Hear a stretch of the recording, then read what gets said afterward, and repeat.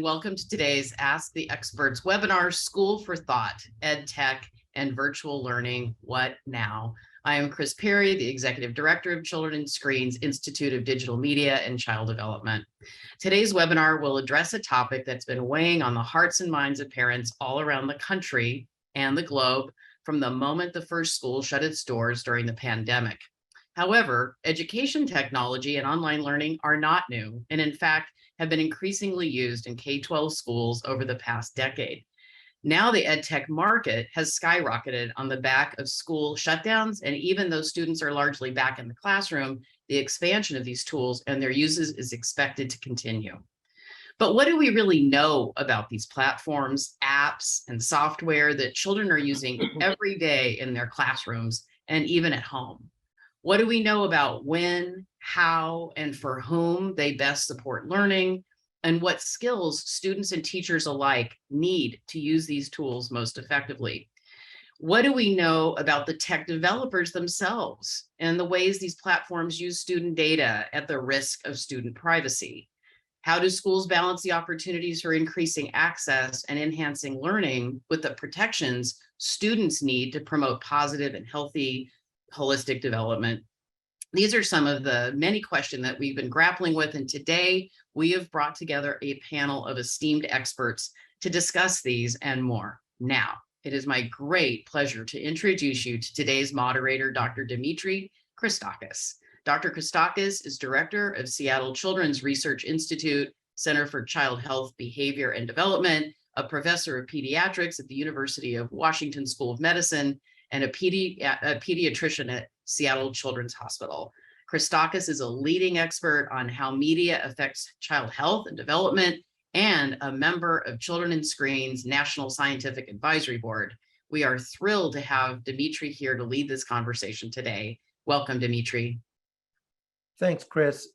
Thanks for that introduction. You're not actually here to hear from me. You're here to hear from the expert panel list that we have. And so I won't take up very much of their time to make sure we have enough time for everyone's questions. I will say that this is probably the topic I'm asked about most when I talk to parents and teachers around the world, even pre-pandemic, as Chris said. There's been an enormous amount of concerns about the amount of time children spend on screens, even in the context of doing what we expect of them. We tell parents to be mindful of their screen use. As you know, the mission of Children and Screens is helping children lead healthy lives in a digital world. So we are all about screens being part of that world, but how much a part and how to integrate them into children's lives is central to our mission. And for children whose teachers and schools expect that they're on technology both in the classroom and out of it, it can be very challenging for parents to try to navigate. So I won't take up any more time. I have the pleasure of moderating this panel. Our very first panelist is Dr. Jared Cooney Horvath. Jared is a neuroscientist, educator, and author. He currently serves as director of LME Global, a team dedicated to bringing the latest brain and behavioral research to teachers, students, and parents alike. Take it away, Jared. Thank you so much. And hello, everyone. It is lovely to see all you guys. So real quick, just as a bit of background, my focus is on learning. So pretty much whenever I talk about tech, it's going to somehow go back to what does this mean for student learning? And I just want to give you a brief background on kind of where we stand with that. And then we can go deeper into this during the Q&A. So interesting fact about computers and learning. The OECD, International Organization, recently came out and said students who use computers very frequently at school do a lot worse than most learning outcomes.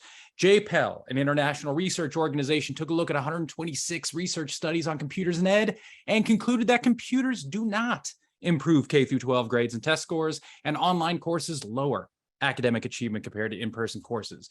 Larry Cuban, emeritus professor over here at Stanford, who is known as the tech guy, flat out said computers were supposed to improve academic achievement and alter how teachers taught. Neither of these things have occurred. What the heck is going on? In fact, on your screen right now, don't worry about the details. Here are 100 of some of the most cited research papers in the field of education and technology. When tech companies and people say we need more tech and ed, these are the papers they're citing.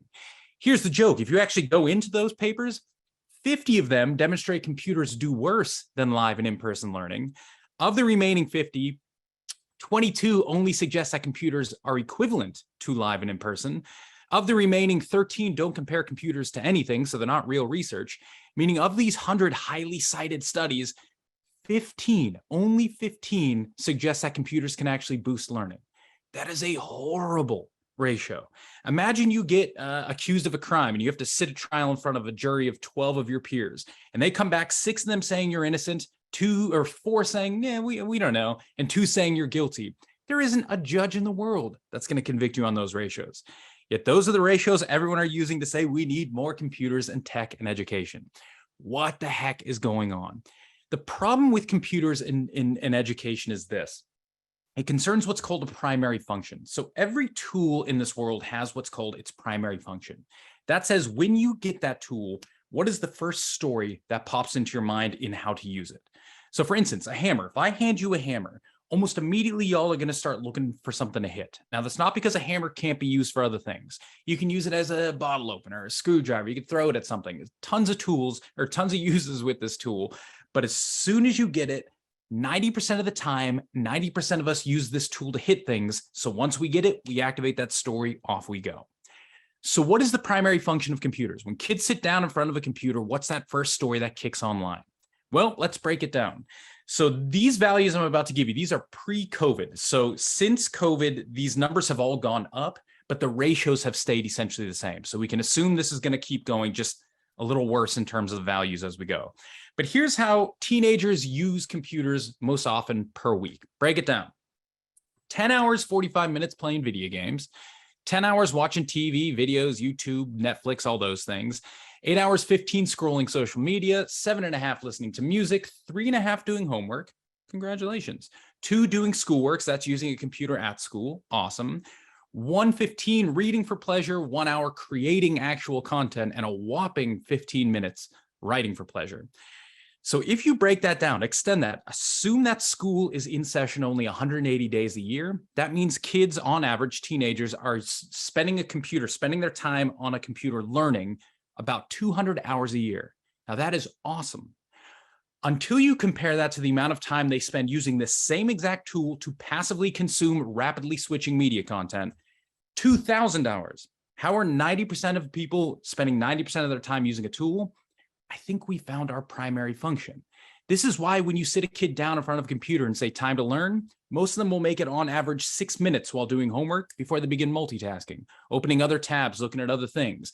And when they sit down for live sessions like this on Zoom, 15 minutes is about your max before they start flipping. And that was at the beginning of the pandemic. I'm from Melbourne. I've been living in where we had the world's longest lockdown. By the end of our second lockdown, 2 minutes.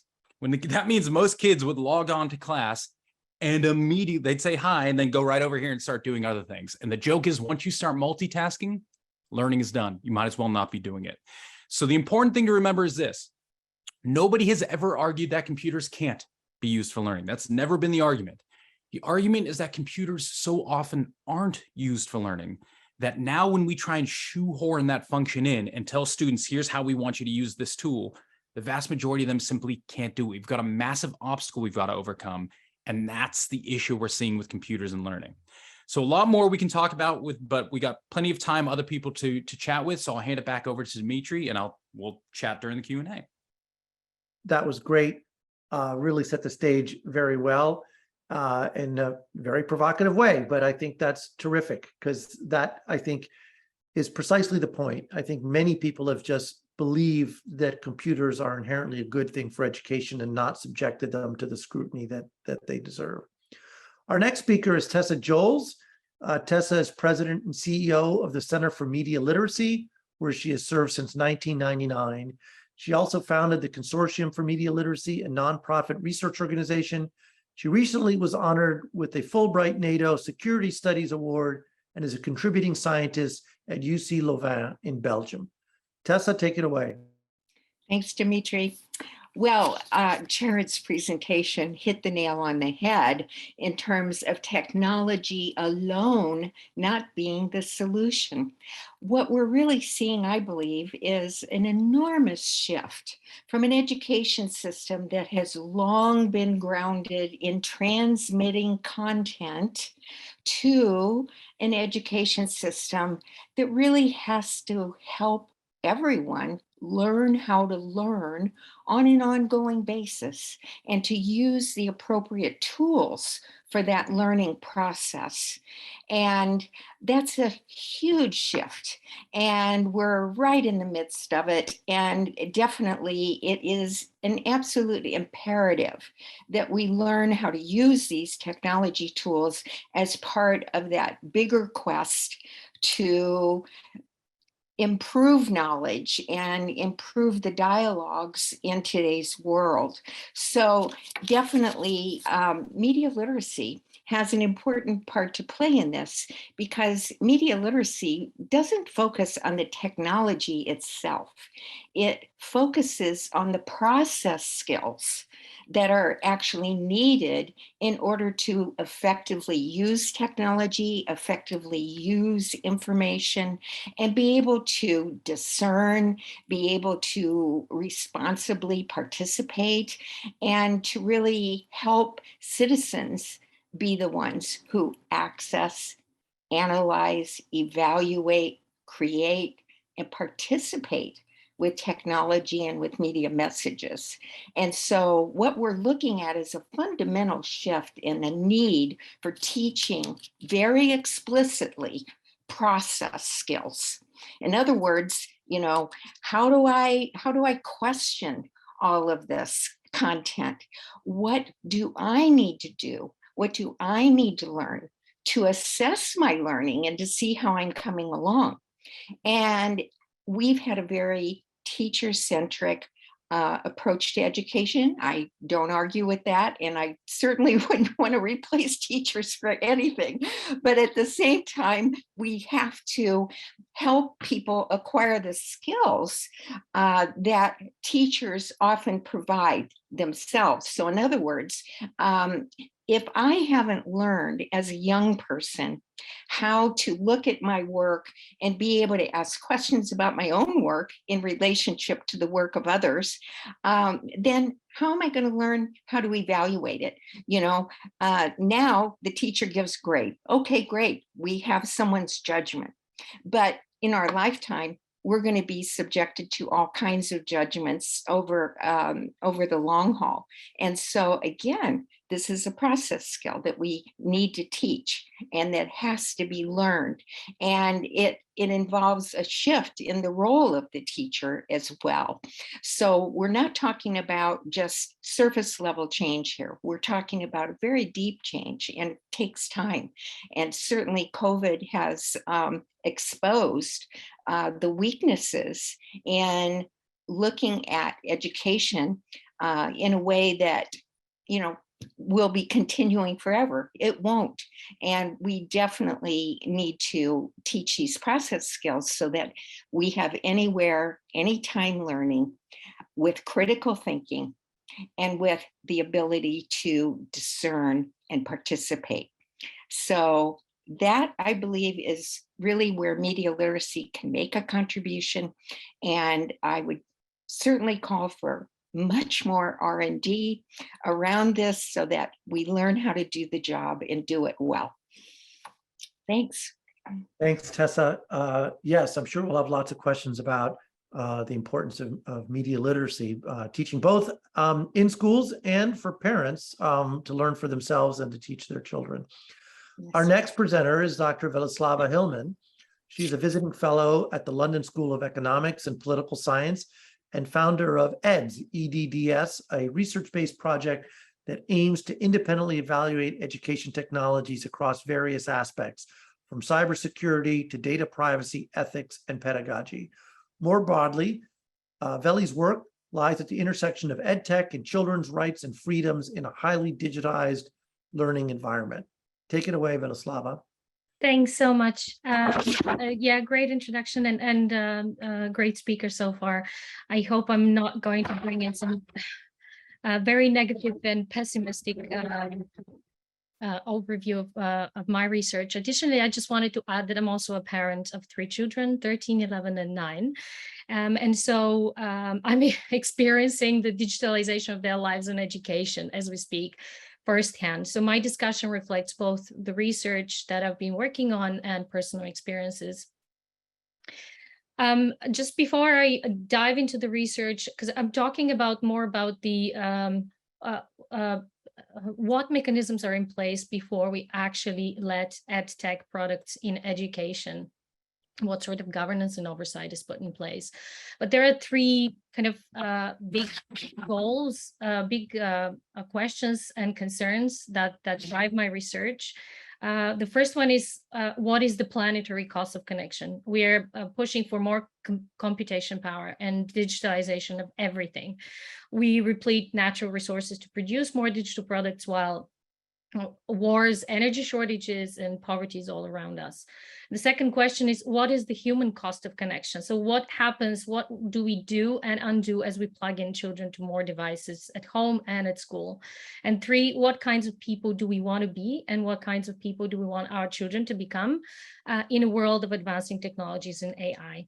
So besides this very apocalyptic picture, I'm driving towards the actual research, talking about watching the digital watchdogs that are settling in schools.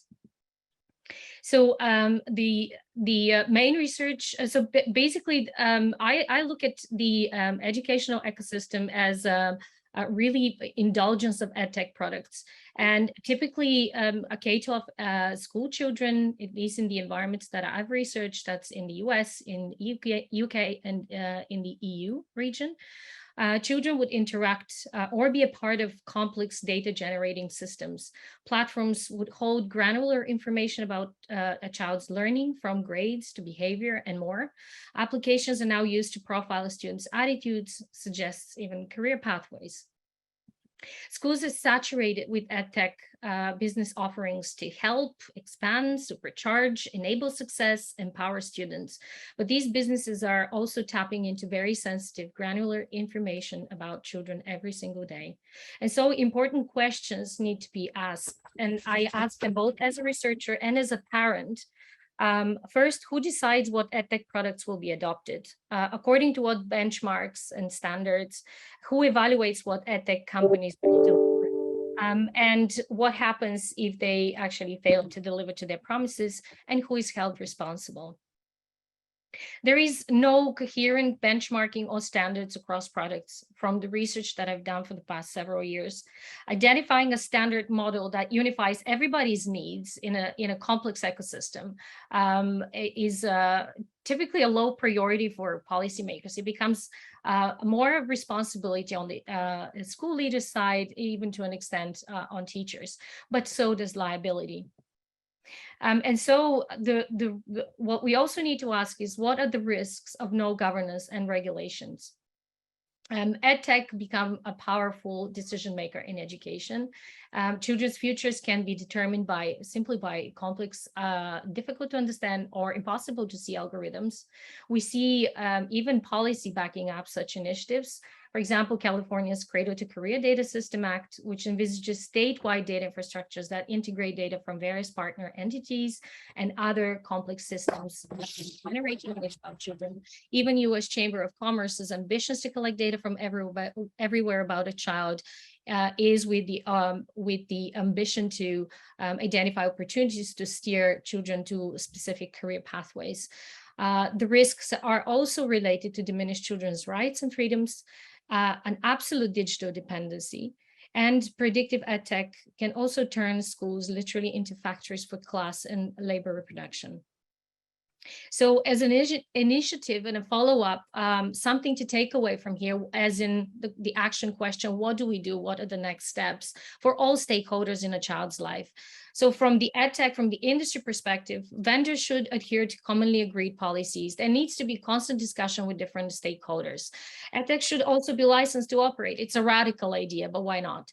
Transparency and accountability measures must be the next step up for the use of algorithms and data processing. Liabilities must be clearly determined. Who is responsible for what within the edtech procurement, use, and impact? Clearly there must be a position of the role of educators, and we need to rebuild the trust and maintain trust in educators in a highly digitalized educational environment. And ultimately, more screen time is not necessarily the best intervention, even if EdTech promises to improve learning. High-level consultations with different experts, just as those that are on this panel today, is required before policy regulation is designed. Thanks very much. Back to you, Dimitri. Thanks, Velislava. And our final, but certainly not our least consequential speaker is Amina Fazlullah. She is a senior director of equity policy at Common Sense, a leading national nonprofit organization dedicated to improving the lives of all kids and families by providing the trustworthy information, education, and independent voice they need to thrive in the 21st century. Her work focuses on expanding access to technology and digital well-being advocacy. Take it away, Amina. Thanks for having me. I'm really excited to be here with this group, and I will sort of take it in a slightly different direction from what you've been hearing. My work focuses on issues surrounding the digital divide, and more specifically, the K-12 digital divide. So much of what you've been hearing today are sort of, I think, like the higher level thinking around even the influence of ed tech and privacy. I think these are all super important. What I can tell you about is sort of the state of play for who has access to what kind of devices and what that means. So just to start off, most children nowadays, even in the United States and even with the digital divide, have access to mobile devices. Most folks who are considered to be in the digital divide typically do have access to some form of mobile devices and maybe even some amount of mobile data. So they are getting online through some form or fashion, usually through a mobile screen, small, and something that they can't produce a lot of content. So you end up viewing a lot of content, right? It's one way for the most part, and also has less of the more sort of granular tools for privacy protection and just for control over, what you're doing, what you're seeing, what's happening with your data. Today I wanted to speak briefly about, where we are, at least in the United States, and trying to make sure everybody has access to more robust tools that would allow them to do the things that, we hope technology would enable. So, maybe more STEM careers, exploration, more one-on-one interaction with, say, tutors or therapists or wraparound services or other peers, the ability to actually take advantage of other enrichment that you might not have available to you based on where you live. But that needs to be done through a more robust device. So, what's the state of play for that? Well, what we found at Common Sense was about 15 million K-12 public school students, 16 million, about 30% of them are in what we call the persistent digital divide. And about 400,000 teachers are actually unable to stand up technology from their home to participate in any kind of digital curriculum from their place at home. So that's, kind of our baseline right now. And, that will wiggle up and down.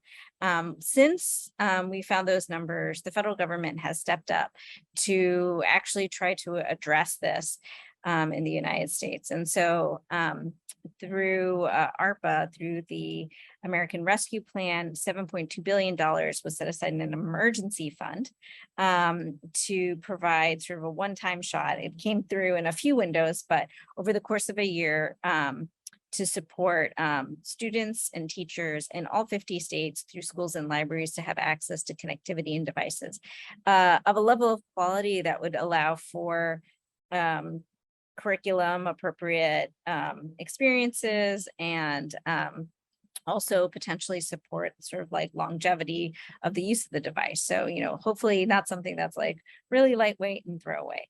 The program was oversubscribed. And that just demonstrates sort of like the desire out there to be able to actually, one, connect students to one-to-one devices, but also two, to be able to make sure that they have access at home. Back in 2019, Common Sense did a report trying to understand the K-12 digital divide well before the pandemic. And what we were hearing from teachers was that they were avoiding assigning homework or assigning any kind of school related project that required digital equipment because they knew that so many of their students didn't have access at home. And so they would have to either find their way, patch connectivity together so that they could do research either in a library or after hours, or, you know, we've all heard about, you know, kids sitting outside of like fast food restaurants or in parking lots. And that's just not appropriate. And in part, that's because many states have requirements for equitable access to education. So when you have a student who is well-resourced and has access to technology and they can complete their homework, even if it's just a few hours of homework, but they can do it at home in a safe environment. But then there's another student who cannot and has to patch things together. That disparity will drive educators to not use technology at all. So even though the school is connected, even though the teacher is trained, even though the software is appropriate, even though there's devices in hand at school, we are seeing this sort of backwards, sort of up the food chain. We're seeing this distortion in the use of technology. Also, we've heard over the course of the year some really interesting things from educators about the use of technology, because there was such a push to make sure that everyone had access to distance learning during the pandemic.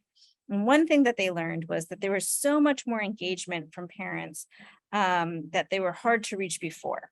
So parents who are low income, who might not have had their own device at home, for whatever reason, weren't able to participate using the tools that teachers were using for parent outreach, suddenly were actually engaging. And that was a huge benefit. You actually had more visibility into some of these families that up until then, even during in-person school, were really hard to reach.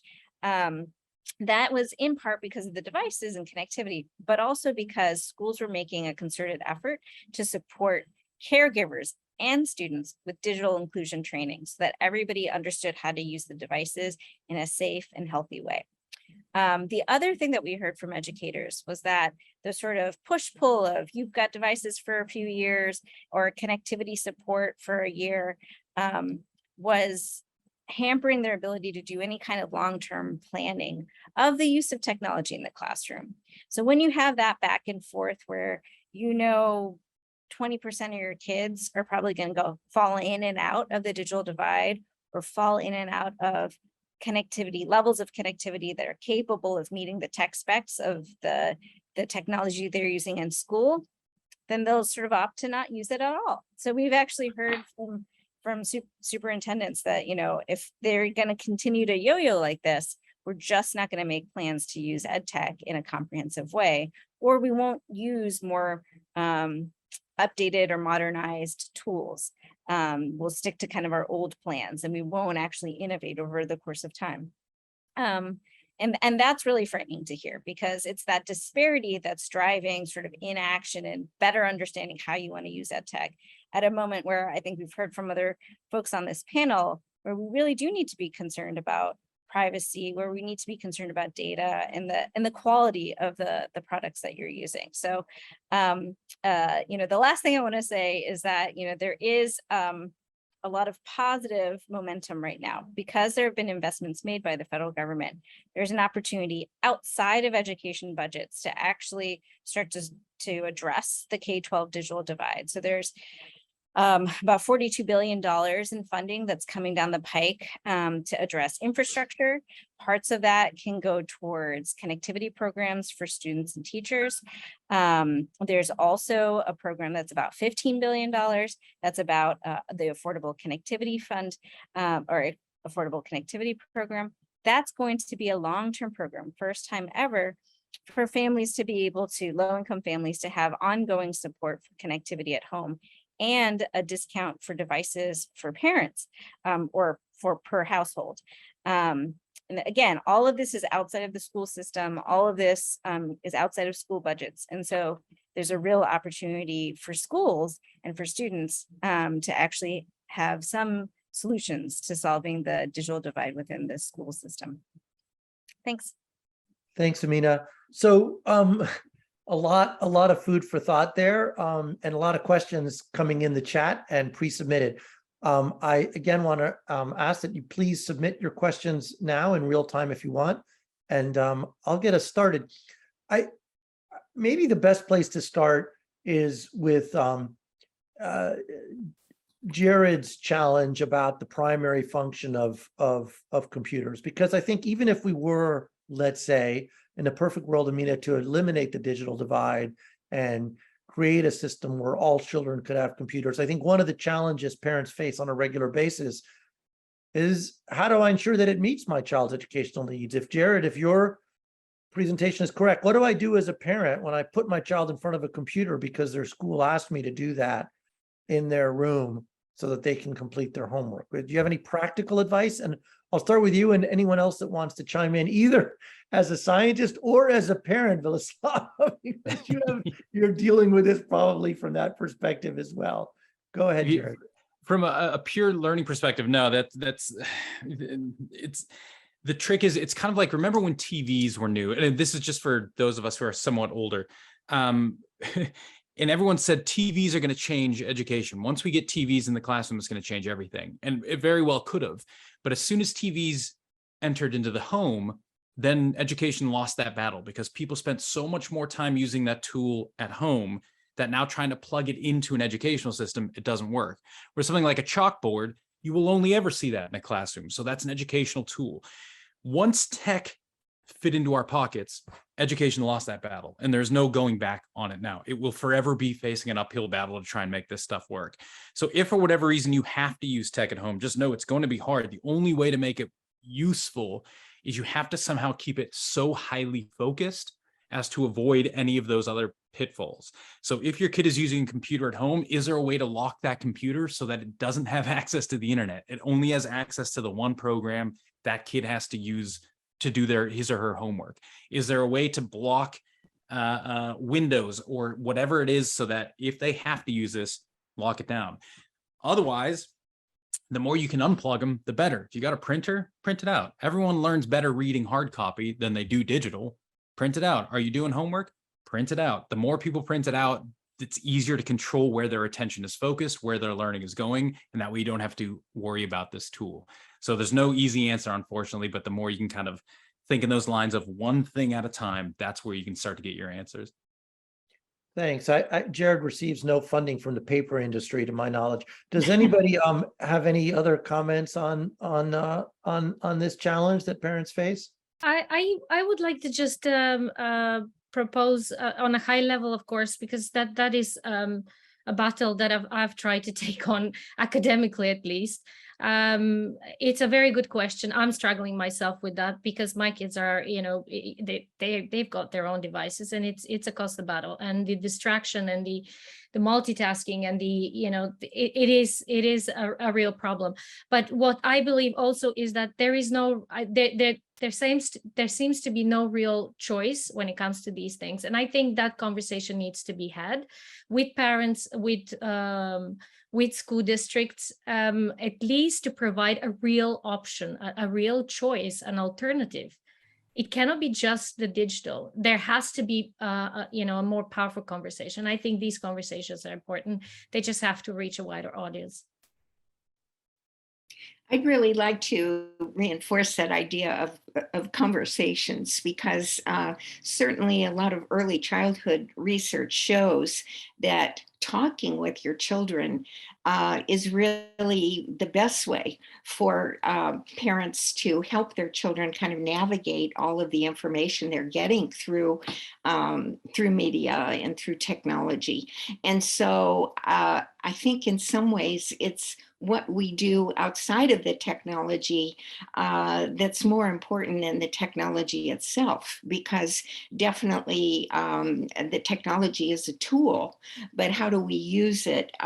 What values do we have around it? So for example, I'm thinking about, we know that we're not going to be able to take away our kids' phones. And in fact, the threat of doing that is really detrimental to being able to have these conversations. And so finding things in common, for for example, a program that you really like to watch, a game you really like to play with your child, and then being able to talk about that experience, talk about the content, talk about, well, what's happening here? Why do you think they made this?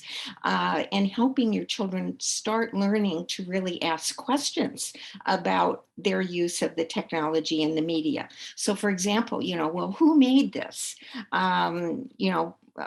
Who are these people? And how are they getting my attention? How are they keeping my attention? How important is it that they have my attention? Because we know that the business of many media companies is keep our attention any way possible. And so our attention is really everything. And so teaching our kids, asking them questions, teaching them to ask questions, having conversations. Media and the technology offer really great opportunities for learning with your child, and also helping your child really be able to make their own decisions. And in my own experience, I had a son who loved video games, and I'm sure that that's a common experience. And we really set a firm line of not providing video games that were mature or that were rated for adults or even teens when they were younger. And we had a lot of conversations about why this was so. And we knew that our child was going to be able to go over to a neighbor's and be able to play anything they wanted without any discussion. And so eventually what we saw was that our son made his own decisions about what he wanted to play and why. And I think it really came from being able to have those conversations. And we weren't saying, you'll never see this, you'll never access it. But by the same token, we were saying, here's how we look at using this tool, and the reasons why. So we want to teach children to self-select, to be able to make their own decisions and judgments, but they need help in getting to the point where they're able to do that. Yeah, I'd actually add, there are families, I think, that have the capacity, maybe the resources, the time, the knowledge base to be able to provide that scaffolding and guidance for their children. But for families who are new to technology themselves or have limited time, maybe are working multiple shifts and there are different people who are taking care of the kids at different times, or they're concerned about their kids being outside. So they do have to stay inside a lot. I mean, one story that I heard over and over again from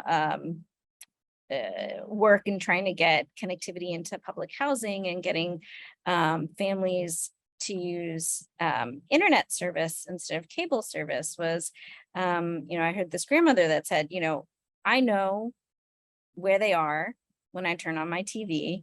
They're sitting right in my living room. I know that they're safe. I know that they're not somewhere getting in trouble or that somebody else is hurting them. And I think when you have those types of disparities within somebody's life, I think you're going to have different ways of using technology and reliance on technology. And so one, I think, important piece is actually not just teaching your children, which I think is really important, but also being prepared to train parents. So one thing we do at Common Sense is we have developed tools to guide parents in understanding technology, and actually even well-resourced parents probably aren't keeping up with like the latest application that kids are using. And so making sure that parents actually have information so that they can then guide their children and they have a sense of what the dangers are and what the pitfalls are of just sort of saying, okay, go ahead and just watch this, or go ahead and just use this, and I think you're safe, but not maybe realizing some of the other implications in terms of data and privacy, et cetera.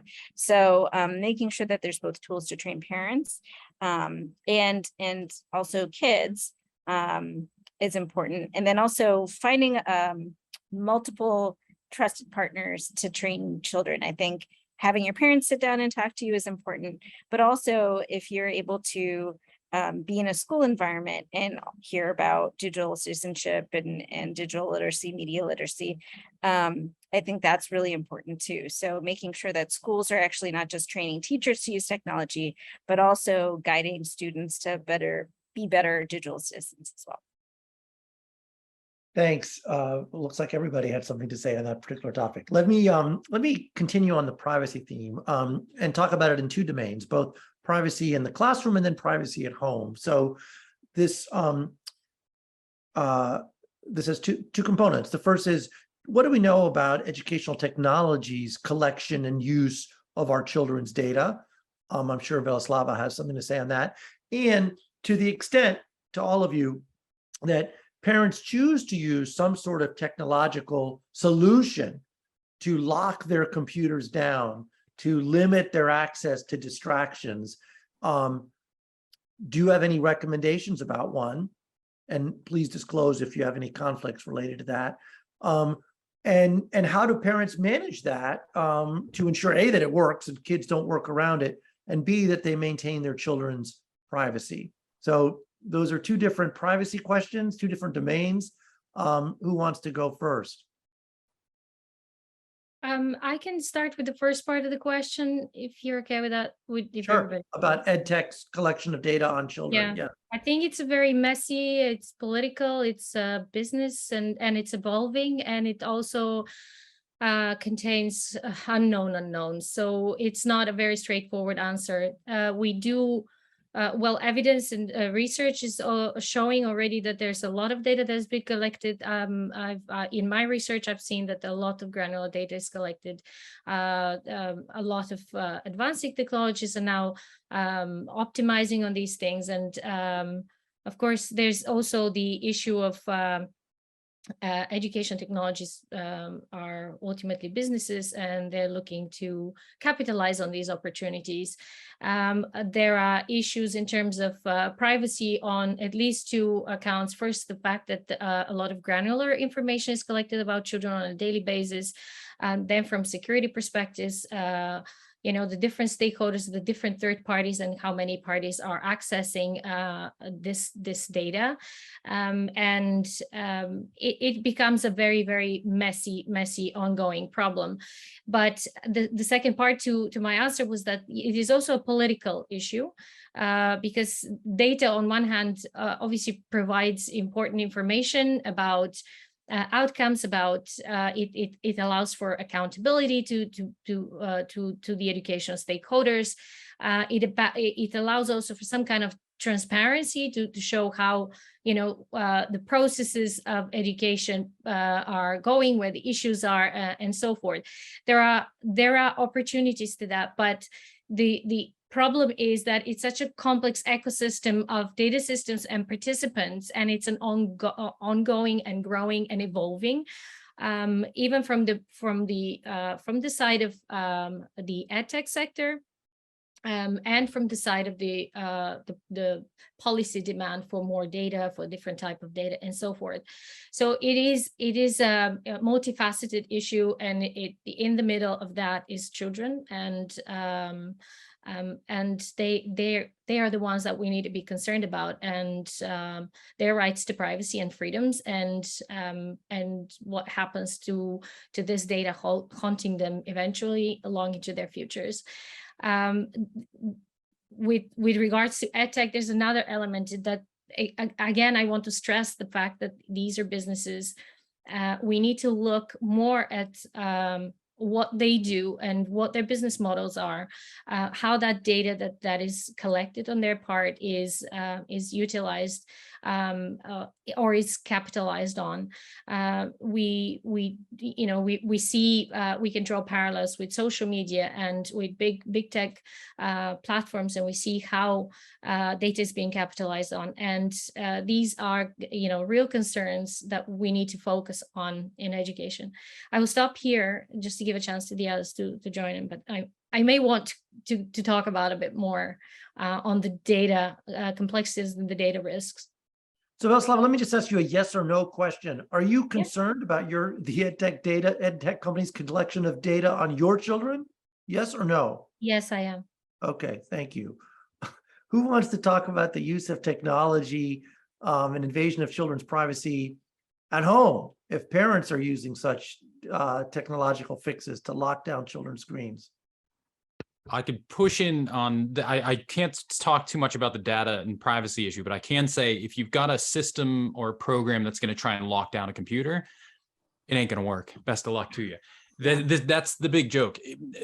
During adolescence, the entire purpose of brain development, the entire purpose of social development during that stage is to push back. That is how they learn to run the machine, is they try and find the cracks, they try and find the holes, they try and find where do things bend, where do they break, so that they can create their own. That's why language, every teenager has the craziest language. My parents hated my language as a teen. Their parents hated theirs. I can't stand these emoticon nonsense stuff. But that is a good example of them breaking language so that they know how to build it up so that they can own it as adults. So when we come in and say, here's a program that will block you out of this, 60% of them are going to go, well, cool, let me figure out how to break that. So anytime we've ever come up with a way to try and here's a little code that you have to type in, they will always find ways around it. In fact, we had I've been living in Australia for the last 12 years. They did their big exit exam digitally a couple years ago for the first time ever. And it was all locked and loaded. No one can do anything. It took, I think, 2 hours for one kid to completely break the entire system, and every kid's data got wiped. He just decided, okay, I'm going to delete the system. That's it. 2 hours of sitting there. A kid broke something that the government's like, yeah, we're going to lock this down. Ain't going to work. So the only thing, if you really want to lock it out, is you have to remember before internet, devices were locked, man. My original Nintendo was just a Nintendo. You couldn't do anything but play Nintendo on it. It was, once it became connected to the internet, that now you can start hacking it and doing crazy stuff with it. So if you're going to be using tech, pull it off the internet. Find a way to make sure that that piece of tech is not internet connected. It's only got a program it can run. And then some kids, like you'll have the engineer kids who want to go in and break the board and do all the wiring. That's awesome. Let them do that. The 99% of other kids who can't break it because it's not an internet tool will just use it how it's supposed to be used, or they won't touch it. And that's the best way I've ever seen to lock that down. Thanks. Yeah, Amina. Oh, go ahead. I was just going to add, I think that there are, similarly, there are a lot of tools that, are for parents or to try to, to minimize your exposure, your privacy exposure, data exposure. Some of that might work to a limited extent, but I think we're sort of at a juncture where the onus actually has to be no longer on the parents and the kids to sort of manage all of this. A lot of this data collection is obscured to the user. And so it's really hard to be this informed user that's really going to protect themselves. So I think we're in a moment where we really do need to have the onus put back on companies, and whether that is through, the teeth of some kind of regulation that's a little bit more harsh than we've ever had before, or through, actual partnerships with technology to do better. But I think it can't be all on parents and kids to sort of navigate this. It's just too obscure and too hard for users to actually be able to discern what's being done with their data, who's taking what, who's using it for what, when will they get it back? Can they erase it? I mean, that's just an incredible amount of work. And so ultimately, it's really important that the tech is built either through their own initiative or through regulations and guidance from government to begin to, be better stewards of data. Thanks. Tessa, you had something you wanted to add? There were a couple of thoughts. One is that, I think ultimately what we're talking about is really building a much more robust ecosystem for helping parents, students, teachers, really everyone be able to have the tools, be able to have options, be able to have a regulatory framework, all of these kinds of things that play into making good decisions and learning through through media and technology. But at the same time, I think there was a case in Los Angeles Unified School District a few years ago that was just a classic, because it showed what the lack of having an ecosystem around all of this really can do. And that's that LAUSD provided free tablets to students. And so there was no media literacy training around it in terms of, thinking about technology and media. There was no training for teachers.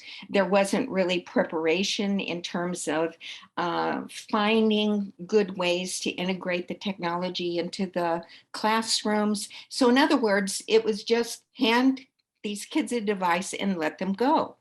Now, all well and good, except that the kids ended up and did exactly what Jared described. They went in and, kind of broke the system. All right. And these kids were punished. It was really looked at as a terrible thing. And, I'm saying to myself, well, gee, what did they expect? I mentioned earlier that self-selection, being able to learn the skills of self-governance and really learning to make wiser choices, that's all part of the discipline of media literacy. And so these kids didn't have the benefit of that. And frankly, I think these kids who broke the system in a way deserved an award. They were the ones who were using the technology in the most creative ways, in the most knowledgeable ways, and yet, there's just really no tolerance, no understanding for this. And I think we definitely put too much trust into these tools that are designed to constrain and to block technology off, rather than teach everyone to learn to use the technology. That's really the key. Thanks. I want to shift gears a little bit. We've had quite a few questions around the issue of diverse learning styles.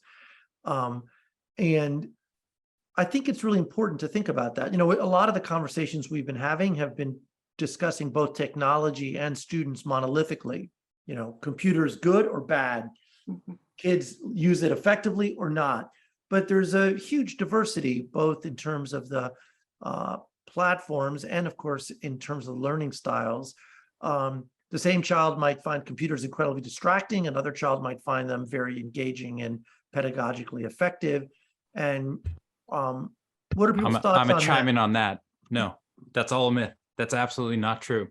The only human beings, there are two groups of people who will find computers benefit learning. One are specific learning disabilities.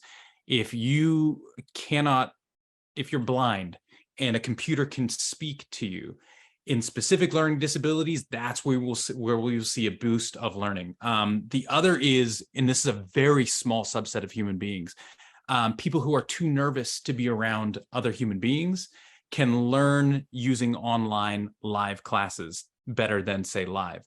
Beyond that, what you see is most people find, and I'll point this out, there is no such thing as a learning style. Every human being for 150,000 years, we've all learned the exact same way. And now most people get really scared when I say that, but bear with me, it makes sense. When I say human beings all digest the exact same way, no one's got a problem with that. Yes, we eat different foods, but at the end of the day, no one's got 3 stomachs, no one's chewing cud. We have one system. We all breathe the same way. Some people smoke cigarettes, some people don't, but there's one system. We all learn the same way. And so the process of learning is identical for all people. We might need different inputs, but it turns out those inputs where people think I'm a better auditory learner, I'm a better visual learner. Every human being learns best when the pedagogy, the input, matches the material being learned. So if we want to learn dancing, I don't care if you're auditory, I don't care if you're visual, I don't care if you're olfactory.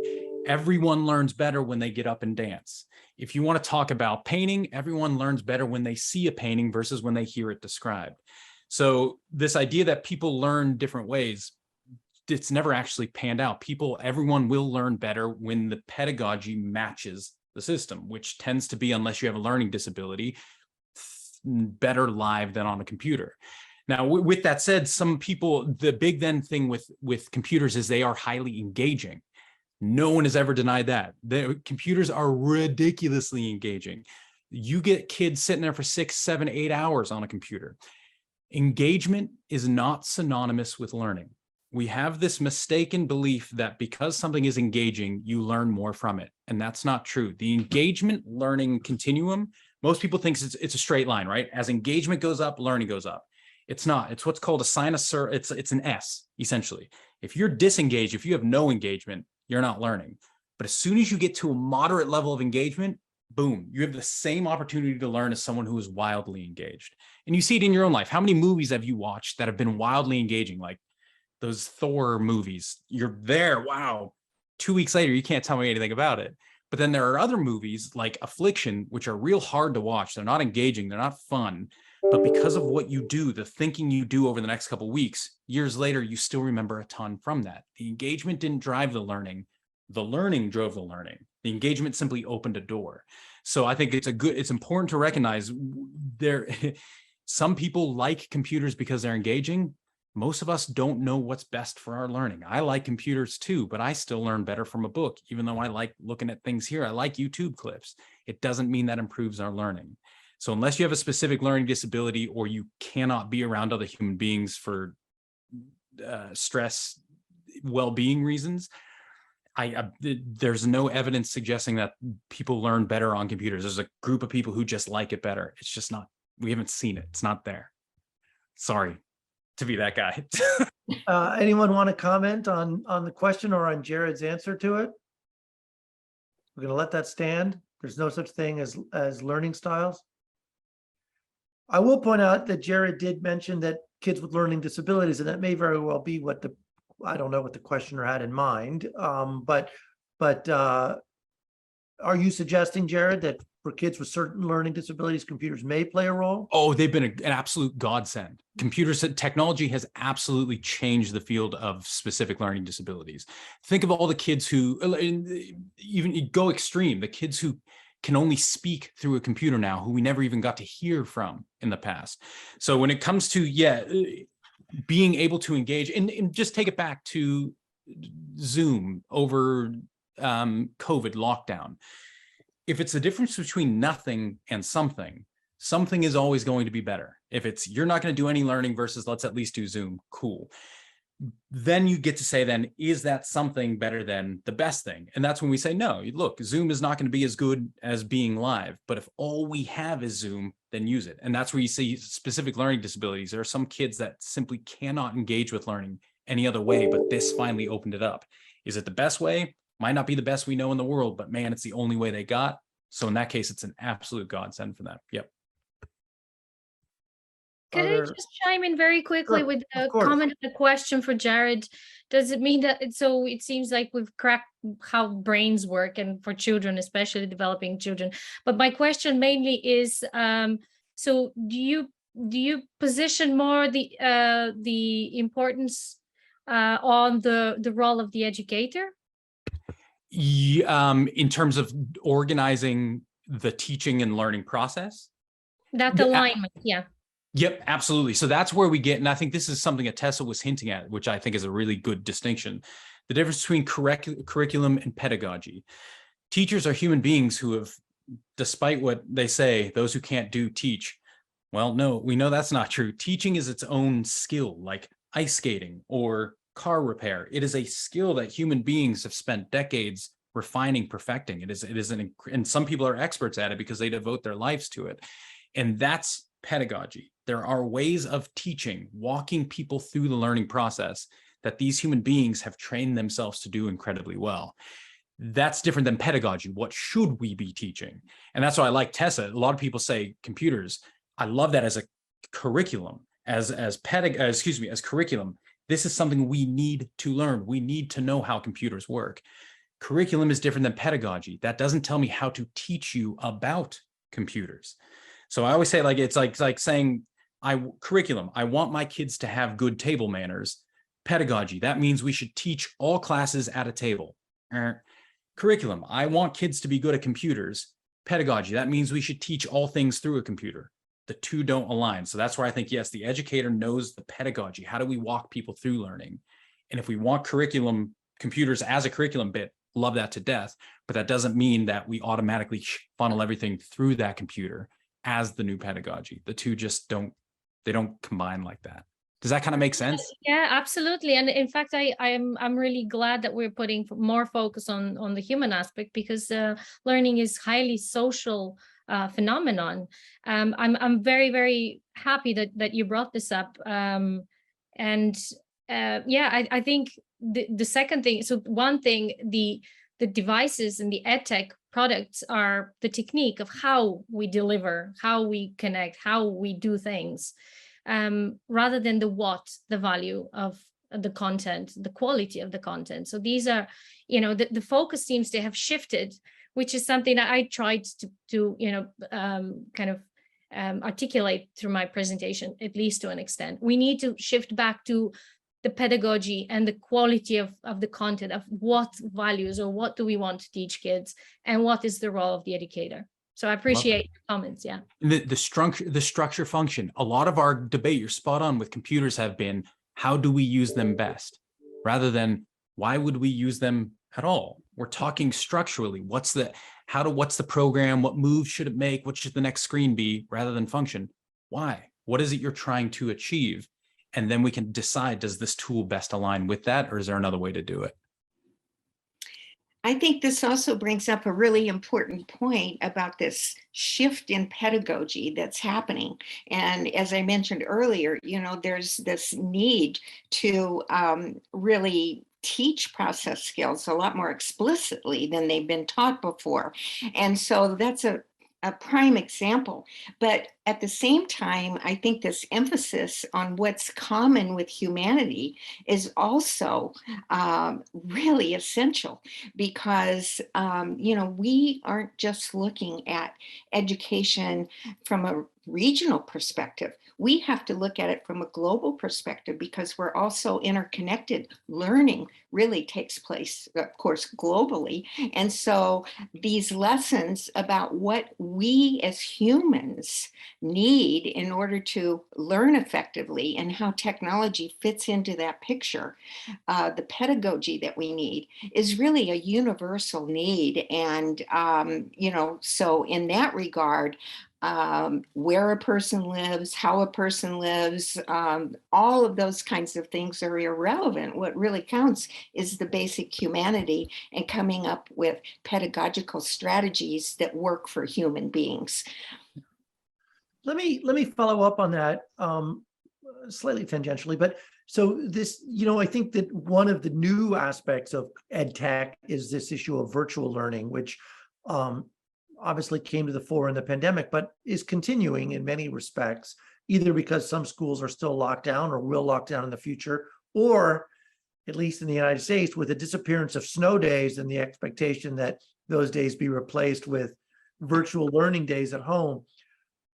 We entered into this, if you will, experiment in most parts of the globe without much pre-prep and without much knowledge of how to make virtual learning work. What advice do you have, if any? What have we learned from the pandemic for parents if they are trying to, or either if they're trying or if they're forced to revisit Zoom learning, as Jared said, in the next 6 months or year? Have we learned anything? Do you have any advice for parents about how to make a Zoom classroom work? And please keep in mind that when we talk about students, we're talking about everything from kindergarteners to high school students. So what works for an 11th grader will almost assuredly not work for a first grader. Well, I mean, I can say that, one thing that was pointed out to us multiple times during the pandemic was that, the killer application was not, some, AI like generated math application or something that you just plugged a kid into, or super long lectures on YouTube, or, it was being able to connect with other humans. And so if you were able to do that in a high quality way, right, so that it wasn't interrupted, because when you and I get interrupted on a Zoom call, we can probably figure out how to reconnect. When a kid gets interrupted, when they're trying to talk to a tutor or a therapist or whoever else, it could like, just knock it out completely for the rest of the time. And you have to wait for that next session. So connecting to other humans made a huge difference. And so in a time of crisis, being able to have some, again, when you don't have other ways to connect to someone, having the ability to have some kind of face-to-face interaction where you can actually hear them through a quality correct connection, see them, and have almost a real-time conversation, that makes a big difference. And teachers and educators told us that made a big difference in a lot of different ways. And one example was disruptions due to COVID, but another is disruptions like wildfire. There were communities in Oregon and California that had to move. It was close to the start of the school year. Because we had already set the system up because of COVID, students were able to continue connecting to their peers and to their teachers. And no, they were not learning at the level that they were before. But what was more important was that they were still connected to their community, even when they were displaced. And that made a difference in their ability to reconnect after that crisis moment was over, which, by the way, took many, many weeks. So it wasn't like a day, like a snow day, but it was more like, this is a crisis that lasted for a few weeks, but then I'm actually going back to this community, and it was a way to stay engaged. And it made a difference for continuity for those kids and social emotional learning. If I could, I'll push 4 things. If you're going back to Zoom and you're going to be stuck there for weeks too. It's funny that the wildfires, we had the big ones along Queensland and New South Wales. Same thing, man. That was pre-COVID. That was when we first started to play with this Zoom stuff. 4 ideas if you're the parent. 1, routine and consistency. Routine and consistency. We did this thing where, because it was Zoom, cool, you don't have to wake up till 9. You can go to bed or you can go to the class in your jammies. You can, don't worry. No, you treat that like a school day. You wake up at the same time you're going to wake up. If your school has a uniform, bad news, kid, you're wearing the uniform to the Zoom. Consistency and routine, that they have to treat this like school. Second is, while they're doing the learning, do as much offline. When they're taking notes, do it offline. If they're doing an activity, do it offline. When you write things down, as opposed to do it in the integrated environment, when you take it off, it tends to be better for our organization, comprehension, and memory. So note taking, all that stuff, do it over here. Third is context. We have this problem where what we learn is there, but where we learn it becomes integral with what we learn as well. So your memory for this session right now isn't just going to be my words. It's going to be my words mixed with the feeling of the chair against your body, whatever temperature is in the air around you, whatever you're smelling right now. Inside, are you hungry? Are you tired? All of this gets tied up with what you learn and determines how you can access that learning later. So when kids learn on Zoom, cool, they're doing their learning here. A month, 2 months from now, when they go back to the classroom, don't be surprised if you see a market dip in their performance. And a lot of us go, oh, it's because they didn't learn anything. Nope, it's because they tied it to this context. And now when they go back to a live classroom, it's a totally different context. It's much harder for them to access this learning. So it's not that they didn't learn it, it's that we just need that time to transfer it over into this new context. So just be aware that that's going to be an issue if we jump back and forth. And last but not least is this idea then of, it goes into context as well, of recall. So all of our memory, all of our learning is based on what are we thinking about? What are we pulling out? It's not input. Computers, Zoom, by their nature, they're input. They're giving us information. That's awesome. Sooner or later, at some point, we have to get to the stage where we're taking that information out. And that's the one thing computers aren't good with. So if your kids are going to be doing Zoom live here, when it's homework time, take them out of that room, go to the table in the kitchen, go somewhere else, and now start doing things through here. So whatever context they're learning in, make sure their homework, their study, their revision isn't going to be in the same context. Flip it up to get them to start to have to recall that information a little bit stronger and better. Thanks, Jared. Anyone else have any practical comments, question, advice for parents in a Zoom Well, I think this is such an important conversation. For one thing, I really like the approach of identifying the things that work and that are successful. So often, all we come across are all the things that are wrong. And I think where we can learn the most about dealing with online learning is by what worked during COVID. You know, if there were huge discrepancies, well, then it would be pretty easy to identify which school districts, which regions, or so on, manage somehow to get better results. And we need to be looking at the criteria for success that are, I think, even more important and more instructive for us than looking at everything that went wrong. So that's one thing. And then again, I'll say that media literacy skills, again, are essential here. Media literacy can provide a consistent way of thinking critically, of changing contexts, of applying knowledge to different topics, to different themes, to different subjects. And so having that consistency, that repetition, that way of thinking that you can transfer then to many different contexts is going to be a lot more powerful in terms of learning than kind of the whack-a-mole approach. And so, I would really like to see a lot more emphasis put on success and also on frameworks for learning that can be consistable, replicable, measurable, and scalable. We need that. So for the parents and teachers that are listening to this now or in the future, how do they advocate based on what they've learned? I mean, let's suppose now that they decide, I have concerns about my child's privacy on these platforms, or I don't believe education technology is working for my child or for children in general. What do they do with that? Or Amina, they really feel the digital divide is hindering their child, or as you said, the sort of moving up the food chain, if that's what you said, is preventing their child. What do parents do with that?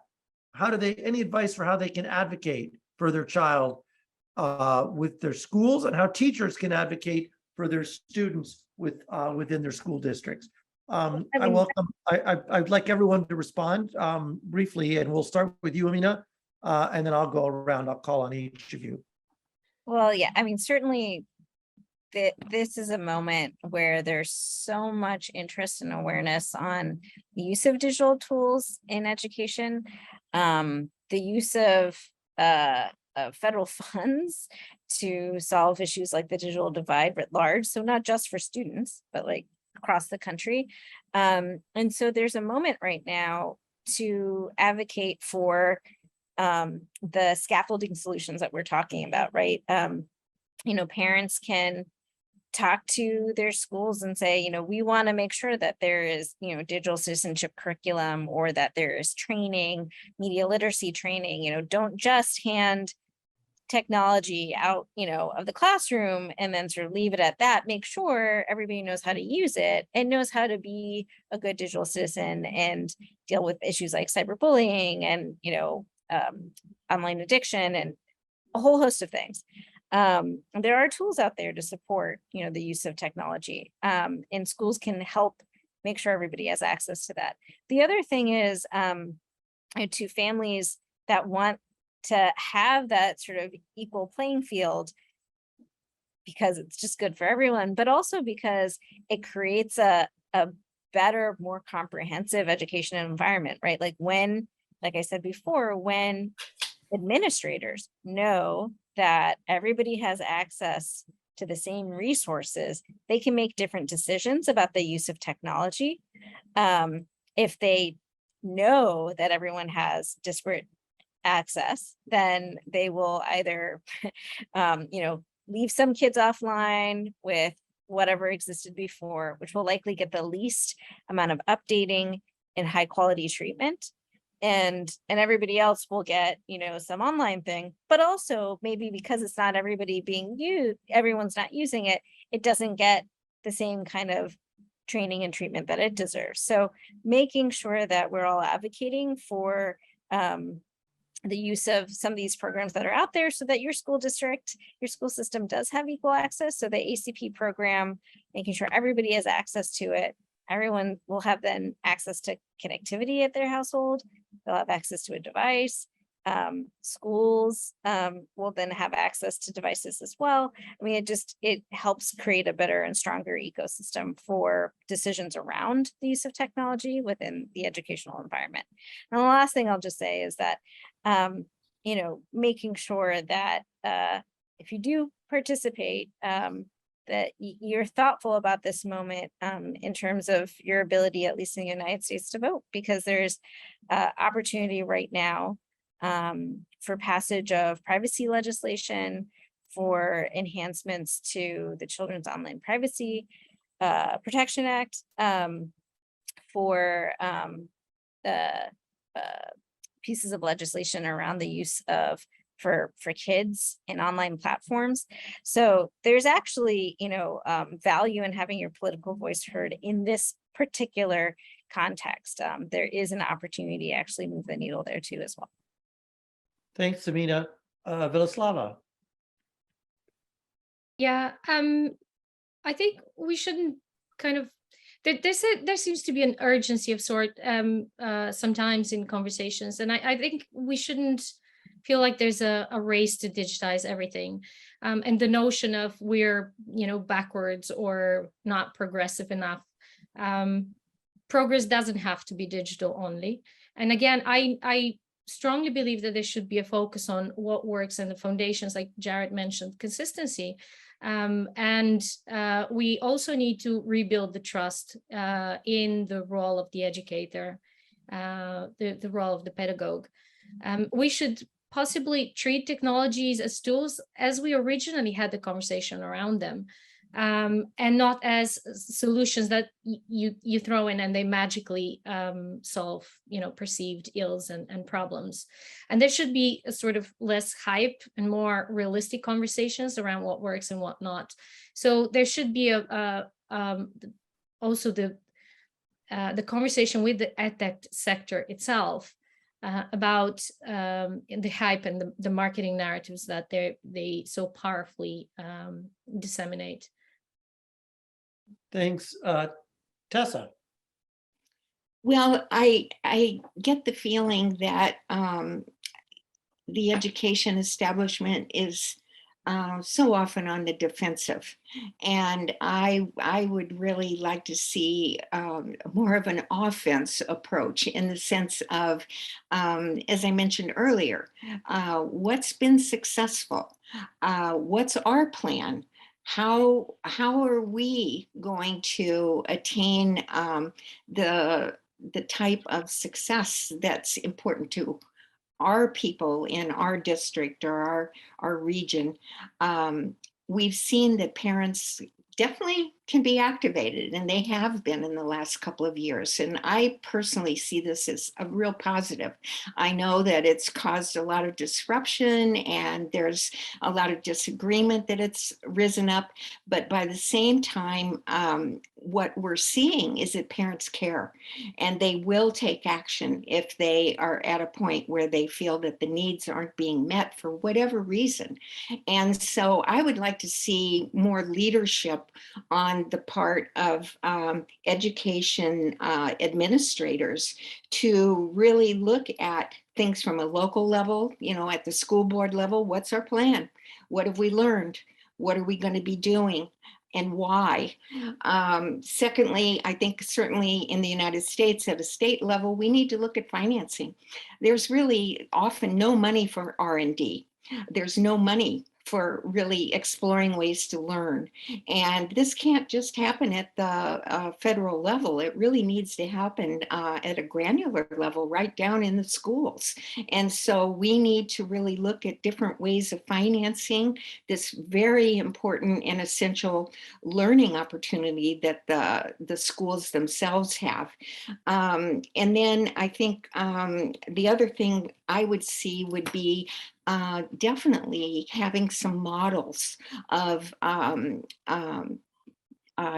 schools using best practices, using knowledge gained through success and through research, and really trying to show what that looks like. And it's not saying it's the end all be all, it's just saying it's another step to modeling what can be done and putting the emphasis on the positive rather than just picking individual kinds of issues that people want to rail against. So I think that we need a positive approach to change. We need change management. We definitely want the support and participation of parents. I don't see it happening without parents, and parents definitely have a voice, and they can be heard at the school board level. They can also be heard through voting. Thanks, Jared.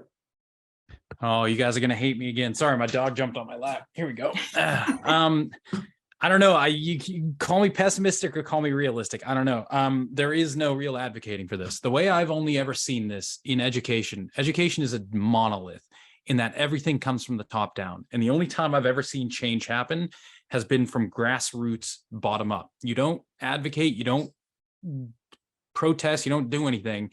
You just do it right in your classroom. So all my teachers will know this.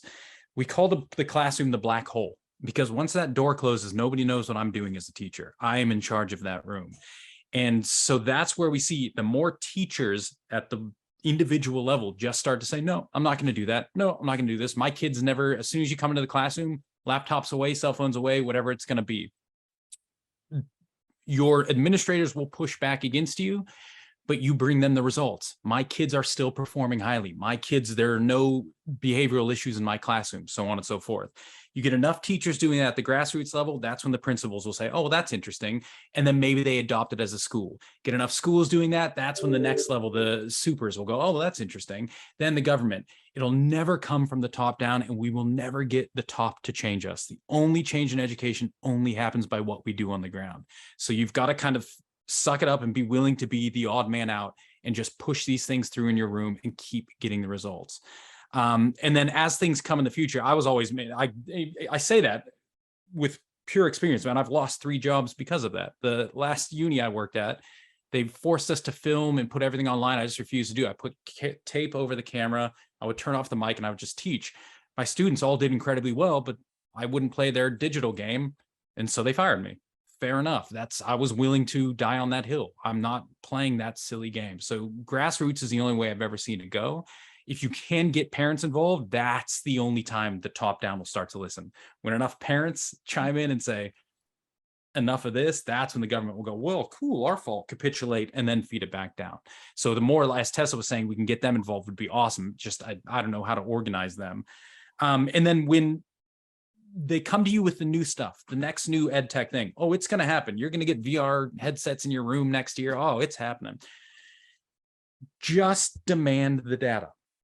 We have this issue right now that technology is being adopted, especially across education, because it has so much potential. It can change everything. It has so much potential. I got no problem with that. But remember, potential is literally what something is not. Potential is what it could be, is what it might be, but when something says it has potential, they're saying that is what it's not doing right now. And I'm sorry, but potential, what something could possibly do, is nothing. That is not something to build the foundation of education upon. The day education meets its, or excuse me, tech meets its potential, that's the day when we should consider adopting it. So the next time somebody comes at you with the program, just say, give me the data. Where is the data? Not of, is it engaging? Not of, do kids like it? Where is the data that this improves learning? And if you cannot hand it to me, I'm not going to be your guinea pig. Ed tech right now, as a researcher at uni, I have to pay people to do research with them. Ed tech has a freebie. We are their guinea pigs, and they're not paying us a thing. They're doing free research in our schools all the time with their new programs, and we're just taking it on board. Until they can give us the data, just say, no, not in my classroom. Sorry. And your principals are going to be mad. Everyone's going to be mad. But so long as you can keep showing them the data from your students, there's really very little at the K through 12 level that people will be able to push back against. Thanks, everyone. We're almost out of time. this was incredibly provocative and informative discussion, and we by no means answered all of the questions in the chat, nor did we answer all of the looming questions around education technology. But I think at a minimum, we highlighted how important this topic is, how pervasive the issues are, and the need for organizations such as Children Screens in cooperation with others to try to help parents and educators. I want to kick it back to Chris, the Executive Director of Children Screens, for her final thoughts. Thank you all once again. It was a pleasure to meet you virtually. Chris? Thank you, Dimitri, and thank you, Jared, Tessa, Vilaslava, and Amina for joining us today for this informative and incredibly nuanced discussion. Your expertise is invaluable as we strive for the best education for our children, and we greatly appreciate the diversity of perspectives and insights you've shared with us today. To learn more about child development and digital media, check out our website at childrenandscreens.com. Follow us on these platforms and subscribe to our YouTube channel where you can find all of our previous webinars. Please join us again on Wednesday, October 5th for our next Ask the Experts webinar, The Lure of Loot, Gambling and Manipulative Design in Youth Video Games, as yet another fantastic panel of experts discuss the convergence between gambling and gaming with loot boxes, microtransactions, esports, betting, and more. Don't forget to register and submit your questions for the panel. We hope to see you there.